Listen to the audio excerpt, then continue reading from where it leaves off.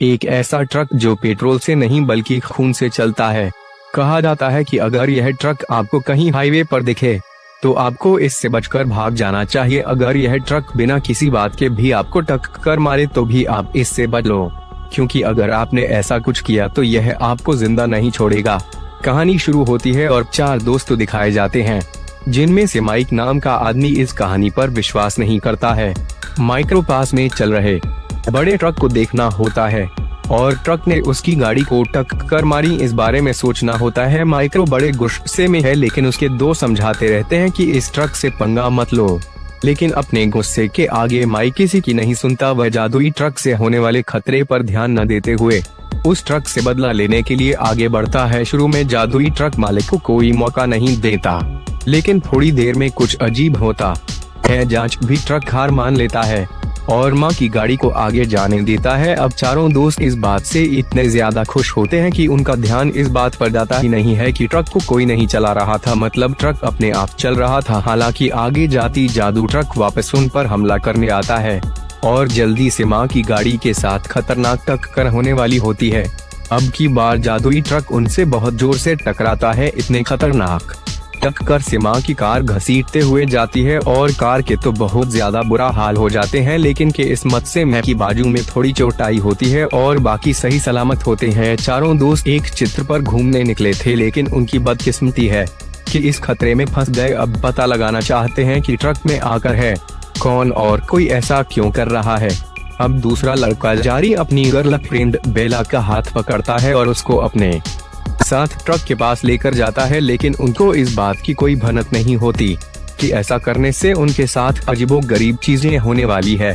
दोनों जादू ट्रक के पास बड़े ध्यान से जाते हैं, लेकिन देखते हैं कि ड्राइवर की सीट पर कोई भी नहीं है। वो देखते हैं कि ट्रक में लगी हुई है, इसलिए माइक और उसके साथ ही खुश हो जाते हैं और सभी ट्रक के पास पहुंच जाते हैं। अचानक उनके पास एक गोली चलने की आवाज आती है। एक आदमी बंदूक लेकर माइक और उसके दोस्तों की तरफ आ रहा होता है। यह देखकर चारों दोस्त डर जाते हैं कि अब क्या होगा, और उस आदमी से बचने के लिए वे जल्दी से ट्रक में चढ़ जाते हैं।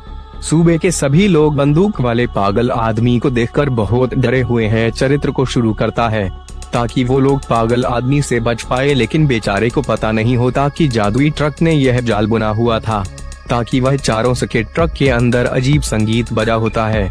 और जल्द ही चारों को बहुत गहरी नींद भी आ जाती है और चारों को नींद जादू ट्रक के जादू से होती है। फिर वे ट्रक उनको एक छोटे कच्चे रास्ते पर ले जाता है। अचानक ट्रक के नीचे कुछ आने से झटका लगता है और ड्राइवर सीट पर बैठे जारी की आंख खुल जाती है। वह सही समय पर ब्रेक लगा देता है, वरना आज तो चारों दोस्तों का आखिरी दिन होता। सभी की आंखें उल्टी है और गर्मी लगने की वजह से वे बाहर चले जाते हैं। वे देखते हैं कि वे सभी एक ऐसे रास्ते पर चल रहे हैं जिसको कोई इस्तेमाल नहीं करता और वहां आसपास कुछ भी नहीं है, लेकिन उन लोगों को नहीं पता कि जादुई ट्रक उनको यहां जानबूझकर लेकर आया है। अब चरित्र को वापस घुमाने की कोशिश करता है और अपनी गर्लफ्रेंड बेला के साथ मदद मांगने के चला जाता है, लेकिन उनके जाने के बाद ही ट्रक में रुकावट। माइक बड़ी मुसीबत में फंस जाता है। बाहर मैं की गर्लफ्रेंड मेरी एक पत्थर को लेकर ट्रक के साथ जुड़े कंटेनर का दरवाजा खोलने की कोशिश करती है ताकि उसको अंदर से कोई काम की चीज मिल जाए, लेकिन ऐसा लग रहा है कि ताले पर भी किसी तरह का जादू क्या हुआ है, क्योंकि बहुत कोशिश करने के बाद भी ताला खोलने को तैयार नहीं होता। इसलिए मेरी हार मानकर वहां से चली जाती है। मेरी पेट्रोल की टंकी खोलकर देखती है तो उसको पता चलता है कि टंकी में तो पेट्रोल ही नहीं। यह देखकर सवाल उठता है कि बिना पेट्रोल की एक ट्रक यहाँ कैसे आया। मेरी का चेहरा देखकर साफ पता लग रहा होता है कि उसके दिमाग में बहुत सारे सवाल आ रहे हैं। हमारी पेट्रोल के पार निकाल कर देखती है, इससे लाल रंग की कोई अजीब चीज नहीं होती है। वे सोचती है कि यह कोई पेट्रोल तो नहीं है, तो यह चीज है क्या। दूसरी तरफ माइक अचानक जाग जाता है और पता नहीं कैसे खुद ही एक जगह हाथ डालकर एक चाबी निकाल लेता है।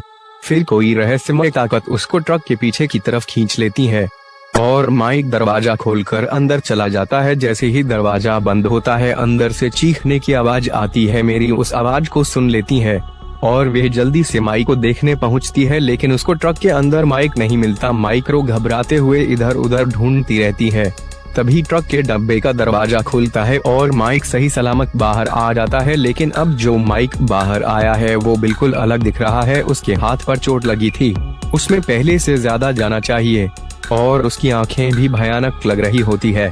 देखने में तो लग रहा है कि जैसे उसके शरीर पर किसी राक्षस ने कब्जा कर लिया हो, जिसके बाद से वह अपने आसपास के सभी लोगों को एक एक करके मारने वाला है। सबसे पहले हादसा माइक के सबसे अच्छे दोस्त जारी के साथ होता है। जारी और उसकी गर्लफ्रेंड अभी रोड पर पहुंचे थे कि दोनों के बीच बहसबाजी हो जाती है। अब गुस्से में जारी की गर्लफ्रेंड वापस जाओ के पास चली जाती है और उसके जाने के बाद ही जारी का सामना उस पागल आदमी होता है जो कि बंदूक लेकर घूम रहा था। पागल आदमी जल्द ही जारी को पकड़ लेता है, लेकिन जारी हार नहीं मानता और दोनों के बीच खतरनाक लड़ाई होती है। हालांकि पागल आदमी लड़ाई जाता है, पागल आदमी जारी मुंह में बदबू देता है और चेहरे को कुछ भी समझ नहीं आता कि इससे बच पाएगा कि उन्हें इस तब के दौरान चेहरे की गर्लफ्रेंड बेला जादू के पास पहुँच चुकी है और उसको चलाने की कोशिश करती है, लेकिन पेट्रोल होने के बाद भी ट्रक चालू हो जाता है। हालांकि उनकी खुशियां सिर्फ 2 सेकेंड तक भी नहीं टिकती, क्योंकि तभी के तभी उनके साथ बहुत बुरा हाल हो जाता है। जारी पागल हो चुका है, वह अपनी गर्लफ्रेंड के बाल पकड़कर उसके बाहर खींच लेता है और उसके बाद दूसरी लड़की मेरी के साथ भी ऐसा ही करता है। वो एक को दोनों लड़कियों के स्तर पर रखता है और दोनों लड़कियां डर के मारे काम पर ही होती है। अब अपनी गर्लफ्रेंड की जान को खतरे में देखकर जारी खुद को होश में लेकर आता है।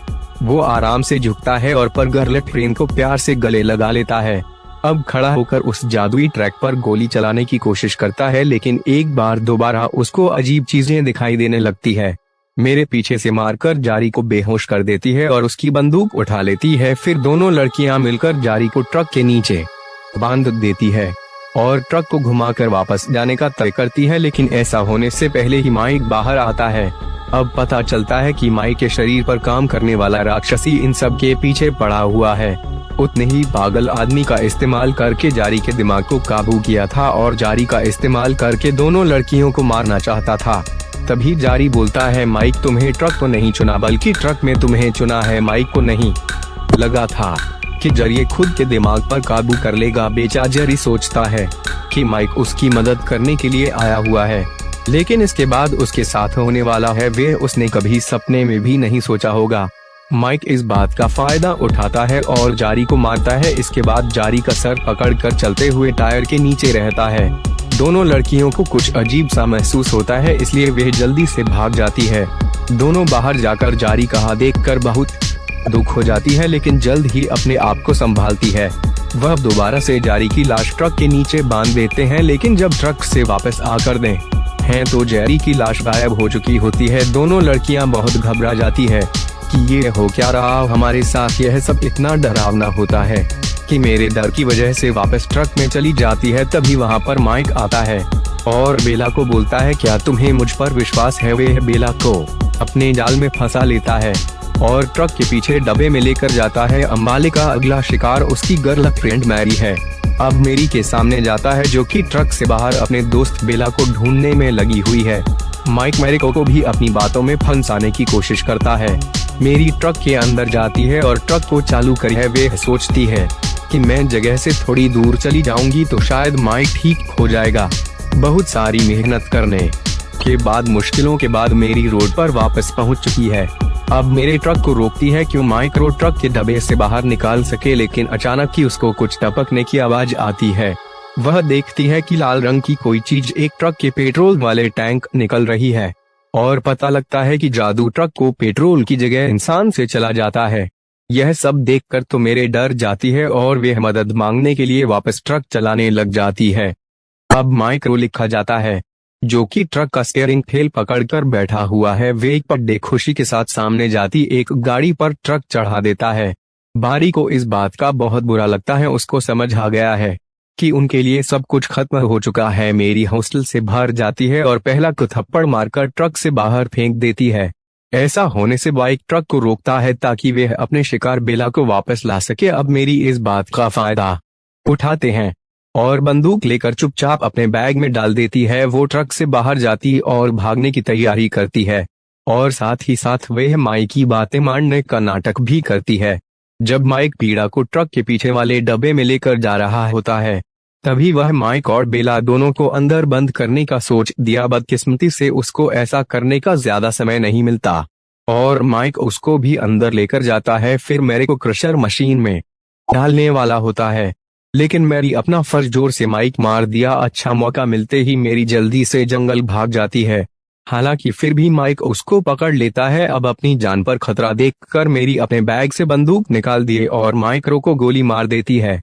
जब मैरी वापस आती है तो वह देखती है कि एक और आदमी जादू ट्रक के जाल में फंस गया है, लेकिन मैरीन को रोक नहीं पाती क्योंकि उनसे काफी दूर खड़ी है।